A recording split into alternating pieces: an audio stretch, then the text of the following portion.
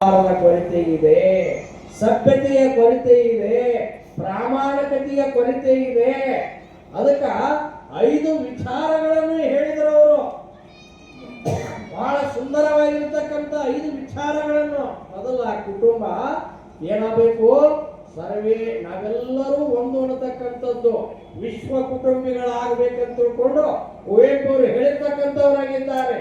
ನೀ ಏನೇ ಆಗೋ ಮೊದಲು ಮಾನವನಾಗು ಅಂತ ತಿಳ್ಕೊಂಡು ಬಹಳಷ್ಟು ಜ್ಞಾನಿಗಳು ಇದನ್ನು ಹೇಳಿರ್ತಕ್ಕಂಥವರಾಗಿದ್ದಾರೆ. ಆದ್ರ ಕಲ್ತಿರ್ತಕ್ಕಂಥ ವ್ಯಕ್ತಿಗಳು ಬಹಳಷ್ಟು ಮಾನವೀಯತೆಯಿಂದ ನಡ್ಕೊಳ್ಳೋದಕ್ಕಿಂತ ಅವರು ಅಮಾನವೀಯತೆಯಿಂದ ನಡ್ಕೊಳ್ತಕ್ಕಂಥದ್ದು, ಭ್ರಷ್ಟಾಚಾರದಲ್ಲಿ ಮುಳುಗಿರ್ತಕ್ಕಂಥದ್ದನ್ನ ನಾವು ಕಾಣತಕ್ಕಂಥವರಾಗಿದ್ದೇವೆ. ಅಷ್ಟೇ ಅಲ್ಲ, ತಂದೆ ತಾಯಿಗಳನ್ನು ಕೂಡ ಹೊರಗಿಟ್ಟು ಇವತ್ತು ವಿದೇಶದಲ್ಲಿ ಇರ್ತಾರ. ತಂದೆ ತಾಯಿಗಳಲ್ಲಿ ಬಹಳಷ್ಟು ತೊಂದರೆಯೊಳಗಿರ್ತಾರ. ಅವರಿಗೆ ಸಂಸ್ಕಾರಕ್ಕೆ ಸಹಿತ ಮಕ್ಕಳು ಬರಲಾರ್ದಂಗಾಗ್ಯಾರ.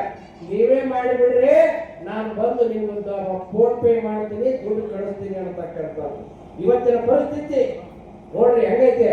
ಮಾತೃದೇವೋ ಭವ, ಪಿತೃದೇವೋ ಭವ, ಆಚಾರ್ಯ ದೇವೋ ಭವ, ಗುರುದೇವೋ ಭವ.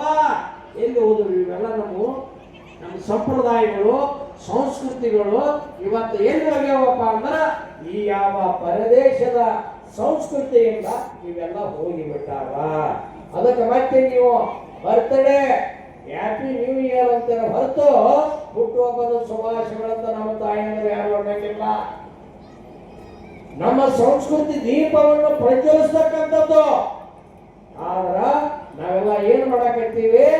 ಅದನ್ನ ಮೇಣಬತ್ತಿ ಹಚ್ಚಿ ದೀಪವನ್ನು ಆರಿಸತಕ್ಕಂಥ ಪದ್ಧತಿಗೆ ನಾವೆಲ್ಲ ಒಳಗಾಗಿರ್ತಕ್ಕಂಥವರಾಗಿದ್ದೇವೆ. ಅಂತ ಸಂಸ್ಕೃತಿಯಾಗ ನಾವು ಇವೆಲ್ಲವನ್ನು ತಿಳಿದುಕೊಳ್ಳತಕ್ಕಂಥದ್ದು, ತಿಳುವಳಿಕೆಯಿಂದ ನಡೀತಕ್ಕಂಥದ್ದೇ ಹಿಂದೂ ಧರ್ಮದ ಮುಖ್ಯವಾಗಿರತಕ್ಕಂಥ ಉದ್ದೇಶ.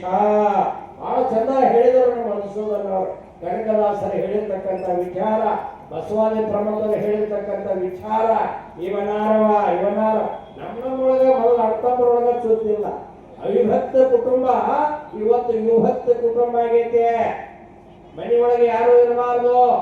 ಚಂದಾಗಿ ಯಾವುದಾದ್ರು ನೌಕರಿ ಸಿಕ್ತಪ್ಪದ ನಾನು ನನ್ನ ಹೆಂಡತಿ ಅಷ್ಟ, ತಮ್ಮನು ಬೇಡ, ಅಣ್ಣನು ಬೇಡ, ತಾಯಿ ತಂದೆನೂ ಬೇಡ. ಇವತ್ತ ಒಬ್ಬ ತಂದೆ ತಾಯಿಗಳು 6 ಮಕ್ಕಳನ್ನ ಲಾವಣೆ ಪಾಲನೆ ಮಾಡುವುದರ ಜೊತೆಗೆ ವಿದ್ಯೆಯನ್ನು ಕೊಟ್ಟು ಅವರಿಗೆ ಮಾರ್ಗಕ್ಕೆ ಹಚ್ಚಿದಂತವರು ನಾಳೆ ವಯಸ್ಸಾದಪ್ಪ ಅಂದ್ರ ಅವ್ರ ಮನೆ 3 ತಿಂಗಳಿರು, ನಮ್ಮನೆ 3 ತಿಂಗಳಿರು, ನಿಮ್ಮನೆ 3 ತಿಂಗಳಿರು ಅಂತಕ್ಕಂಥದ್ದು.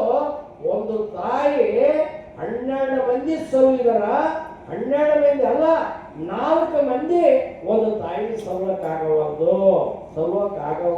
ಐತೇನ್ರಿ ಇದು ವಿಚಾರ? ಬಂದು ಹೇಳ್ತಾರ, ಸ್ವತಃ ಒಂದು ಹೇಳ್ಯಾರ. 3 ತಿಂಗಳಿಗೆ ಒಂದೊಂದು ಕಡೆ ಇರ್ಬೇಕಂತ. ಪಾಪ ಅಲ್ಲಿ ಸಂಸ್ಕಾರ, ಅಲ್ಲಿ ವಾತಾವರಣ.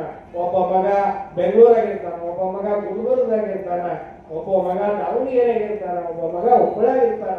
ಅಲ್ಲಿಯ ಒಂದು ವಾತಾವರಣಕ್ಕೆ ವಯಸ್ಸಾಗಿಲ್ಲ ತಾಯಿ ಯಾವ ರೀತಿ ಹೊಂದ್ಕೋಬೇಕು ಇದನ್ನ ವಿಚಾರ ಮಾಡುವುದಿಲ್ಲ ಅವರು. ಆಯ್ತು, ಇವತ್ತು ದಿವಸ 3 ತಿಂಗಳು ಮುಗಿತದ್ರು, ಮೊದಲ ಫೋನ್ ಹಾಕಿ ಬಿಡ್ತಾರೆ, ನಾಳೆ ಬರ್ತಾವ ತಾಯಿ ಕರ್ಕೊಂಡ್ ಬರ್ತೀನಿ ಅಂತ ತಿಳ್ಕೊಂಡು. ಈ ರೀತಿ ಮಾಡಿದವ್ರನ್ನ, ಪ್ರಾಕ್ಟಿಕಲ್ ಇದ್ದವ್ರನ್ನ ನನ್ನ ಮುಂದೆ ಹೇಳ್ಯಾರ. ಏನ್ರಿ ಇದು? ನಮ್ಮ ಬದುಕು, ನಮ್ಮ ಸಂಸ್ಕಾರ, ನಮ್ಮ ಇರುವಿಕೆ, ನಮ್ಮ ಮಾನವೀಯತೆ, ನಾವೆಲ್ಲರೂ ಸೋದರರಾಗಿರ್ಬೇಕು ಅಂತ ತಿಳ್ಕೊಂಡು ಹೇಳ್ತೀವಿ. ಅದಕ್ಕೆ ಮೊದಲ ಕುಟುಂಬ ತಿಳಿದುಕೊಳ್ಳಬೇಕು. ಎರಡನೇದಾಗಿ ಸಾಮರಸ್ಯ, ಭೇದ ಭಾವ ಬೇಡ. ನಾವೆಲ್ಲರೂ ಒಂದೇ ತಾಯಿಯ ಮಕ್ಕಳು, ಒಂದೇ ನಾಡಿನ ಮಕ್ಕಳು, ಒಂದು ದೇಶದ ಮಕ್ಕಳು.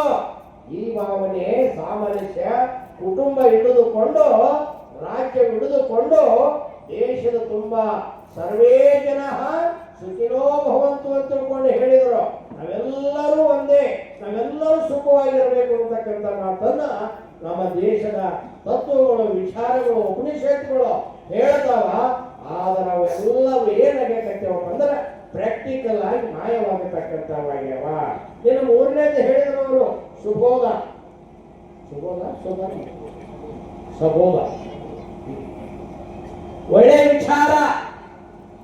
ಒಳ್ಳೆಯ ವಿಚಾರ ಎಲ್ಲಿವರೆಗೆ ನಾವು ಕೇಳುವುದಿಲ್ಲ ಅಲ್ಲಿವರೆಗೆ ನಮ್ಮ ಪರಿವರ್ತನೆ ಅಂತ ಆಗುವುದಿಲ್ಲ. ಬಹಳ ಸುಂದರವಾಗಿ ಹೇಳಿದರು. ನಮ್ಮ ಶಾಸ್ತ್ರದೊಳಗೆ ಹೇಳ್ತಾರ, ಶ್ರವಣ ಮನನ ನಿಧಿಧ್ಯಾಸ, ನುಡಿದಂತೆ ನಡೆ ಇದೇ ಜನ್ಮ ಕಡೆ. ಎಂತ ಮಾನವ ಜನ್ಮ ಹಾಳು ಮಾಡಿಕೊಂಡಿರಲು ಹುಚ್ಚಪ್ಪಗಳಿರ ಅಂತ ತಿಳ್ಕೊಂಡು ಅನುಭವಿಗಳು ಹೇಳ್ತಕ್ಕಂಥವರಾಗಿದ್ದಾರೆ. 84 ಲಕ್ಷ ಜೀವರಾಶಿಗಳಲ್ಲಿ ಶ್ರೇಷ್ಠವಾಗಿರತಕ್ಕಂಥ ಜನ್ಮ ಮಾನವ ಜನ್ಮ. ಆದ್ರ ನಾವು ಇವತ್ತೆಲ್ಲರೂ ಏನಾಗಿವಪ್ಪ ಅಂತಂದ್ರ ಮಾನವೀಯತೆ ಇಲ್ಲದ ಮಾನವರಾಗ್ತಕ್ಕಂಥವರಾಗಿದ್ದೇವೆ. ತಾಯಿಯನ್ನು ನೋಡದ, ತಂಗಿಯನ್ನು ನೋಡದ, ಮನೆಯ ಅಕ್ಕಪಕ್ಕದಲ್ಲಿ ಇರುವವರನ್ನು ನೋಡದ, ಸ್ವಾರ್ಥಿಗಳಾಗಿ ಬದುಕತಕ್ಕಂಥ ಜೀವನ ಇವತ್ತಿನ ಜೀವನವಾಗಿದೆ. ಎಲ್ಲವೂ ಅಭಾವಿ. ಅವನು ನನಗಬೇಕು, ನಿಂದು ನನಗಬೇಕು, ನಂದು ನನಗಬೇಕು, ಇದಕ್ಕಾಗಿ ಹೊಡೆದಾಡತಕ್ಕಂಥವ್ರೆ ಬಹಳ ಜನ.